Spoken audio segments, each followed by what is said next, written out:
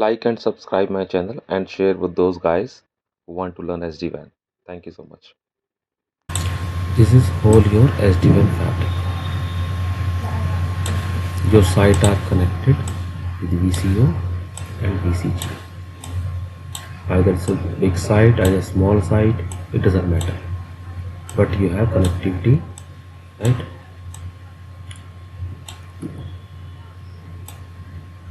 You have this kind of connectivity. But keep remember, this is your SD-WAN fabric, right? Now, there may be the possibility that you have legacy sites also, because you have not deployed the SD-WAN fabric in all your environment. Definitely, there will be another environment where we call your legacy network still there, because you have just started your deployment. Still deployment is not completed, and deployment cannot be completed in 1 day or 1 month or 2 months. When you are deploying 200 sites or 300 sites, it takes sometimes years, because downtime is not easy. That every day you will make it down your business, and on that day you will do the migration. Your migration mostly will happen on the weekend. It's very rare chance that business allow the downtime on the daytime. Maybe they will provide on night time, they will weekend, maybe in holiday. So what will happen? Your 20 or 50 or 4 site already on SD-WAN fabric, but here is your MPLS. What will be under MPLS?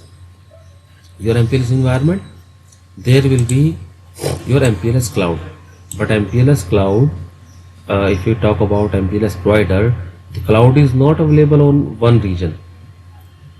If any customer have their footprint all over the world, so likewise that you're working on BT, so they have their own POP in all over world, different location. So before that, they have the backbone that is connected.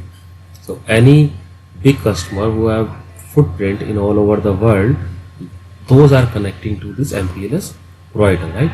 So some site maybe you may have Asia, some site may be in Europe, some site you may be USA, right? So all are connected with this MPLS cloud, right? And they are communicating. But your business requirement is that your SD-WAN fabric should also talk to this, right? Here and there, this site should communicate to this site. But this is SD-WAN fabric, and this is the MPLS, right? So anybody can tell me that what are the traditional way that normally we are using, how this SD-WAN fabric is communicating with legacy network? I think Alice, you are working on this Velocloud, right? How this SD-WAN fabric will communicate to your legacy network, which is still not migrated to the SD-WAN fabric?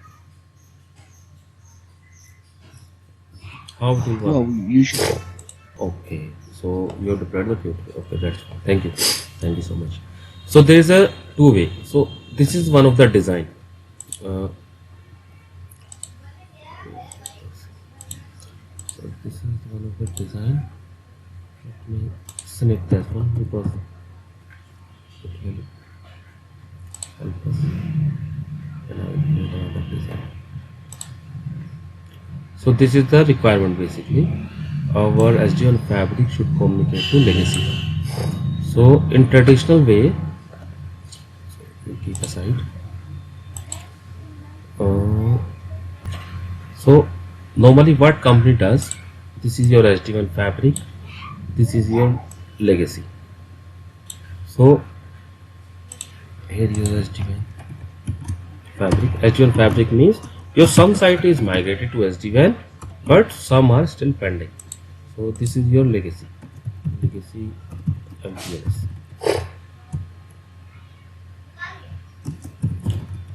So whenever you will start to deployment for SD-WAN fabric, definitely you already deploy your SD-WAN hub boxes on the hub location. So here may be your hub.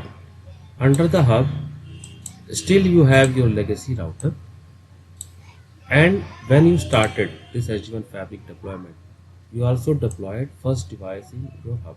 You need to prepare first hub, and definitely there will be one core switch. So this core switch will be connected to your SD-WAN fabric.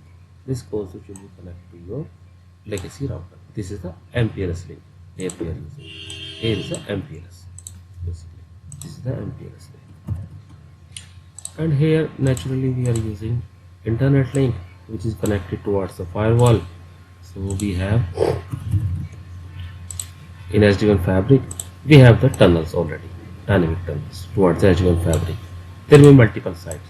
For every site, it have the tunnel. You got it? So now any site want to communicate from here to this legacy MPLS sites, because maybe some site still using your MPLS link. So what will happen? Your all traffic will go to your hub location towards your hub VCE. This is your hub VCE, right? And hub VCE already have the BGP with a core switch. The hub VCE. This hub VCE already have a BGP with a core switch, so it's getting route from core switch. That core switch is getting route from the legacy router of hub location, and this router is getting route or connected or maybe informed via your MPLS cloud.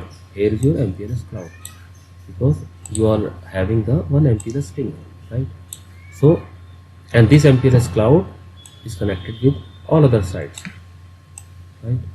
So these sites here, these sites are sending their own prefixes to the MPLS cloud. MPLS cloud is connected to the router. Router is connected to the switch, and switch is connected to hub VCE. So this communication will be happen normally via the hub, but we are talking about this part, you understand, right? This communication happening via the hub location, but we are talking about the one of the function of gateway. So here you can see we are talking about this image where SD-WAN fabric and MPLS legacy. So there is another feature of gateway, that your ISP provider can keep one of the router here, and it can connect with the VCG, not a single VCG. We already mentioned that our gateway is available worldwide, right? So they can have a connectivity with this one. So what will be happen? Whenever SD-WAN fabric want to communicate with legacy sites, right, they don't need to go to the hub. This will help on user performance. For example, you have hub in your US location, right? Or maybe you have another hub in Europe location. You cannot keep your hub in all over the world, because definitely your server infrastructure will be placed on one or two locations. So whenever, for example, you don't have any hub in Asia location. In Asia, you already migrated your site to SD-WAN fabric here, and now your legacy communication will happen via maybe Europe or maybe US. And this may be the possibility that there may be the possibility that in your Asia, maybe this is the Asia zone. I am telling the scenario that how it help. This is the Asia location. Under the Asia zone, some of the VCE Velocloud devices is deployed, some sites, but still there is some scenario in Asia itself. Your MPLS also exists. So what will be happen? This is your hub location in US or maybe in Europe. US. Now any communication which should be happen between this SD-WAN fabric and this legacy, it will have a tunnel with the US hub, then come back to this, but they are the same region, so definitely latency will be high. if this side want to communicate legacy side, first it will go to the US hub, then it will come back to in Asia region itself, even in the same city itself. Maybe you have two location in Delhi, one is migrated, other is still not providing a downtime, because IT is just a support pillar, right? Business will not consider that what technology you are using. I am considering only my business, my trucks, my factory, my worker should not uh, waste their time and unnecessary. I don't want to pay them without any work just because IT is doing their own work. So business will not be impacted. So they will not providing a downtime, and this communication happening via US, and your and business manager are sending email for escalation. There's a latency. We are not able to use the server. Latency is very high, right? To mitigate this one, you already have gateway, right? For this SD-WAN fabric boxes available in Asia. This is the VCG. So what you can do, this VCG have one handoff towards your MPLS provider. So now your traffic will not hit to the US hub. It will go to the VCG. VCG already handoff in Asia, and it will connect to this one. So basically, whatever routing you are managing via your hub location to communicate between legacy site and non-legacy site, means SD-WAN fabric, that will be also possible via this gateway handoff. So they create a BGP. Now this question come to your mind: gateway is not dedicated for me. Gateway is dedicated for all other customer. Now we have this customer A, but other customer also using the same facility is customer B, right? So there is some VLAN tagging they do on this traffic, or they create some VRF likewise. So that's how this gateway segregate the traffic for every customer, because there's a possibility that other customer also connected with this gateway for this handoff. So they have some security like segmentation or VLAN tagging, whatever they are using. So after that, they are hand off that traffic to the respective ISP. Because this need a full planning, that you also need to coordinate with the MPLS provider, and they will have a BGP session with this one, with this gateway, with this gateway, right? And so after that, in this router, definitely your service provider will release only those routes which are related to your customer A. So and there is possibility for customer B, there may be another service provider. So they will again place one router, and they will connect to the VCG, and in their cloud, sorry,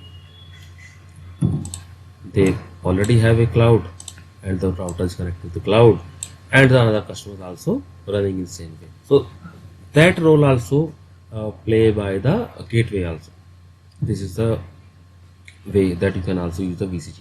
So your gateway also play the role of control plane. In that scenario, it also play the role of data plane. So there's a two function of the gateway. You got it? So this orchestrator view I already shown to you.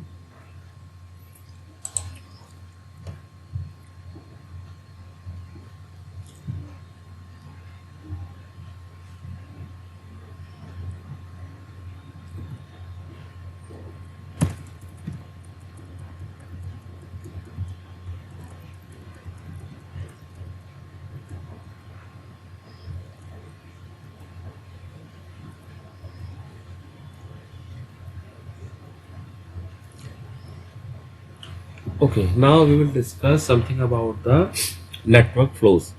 Like and subscribe my channel and share with those guys who want to learn SD-WAN. Thank you so much.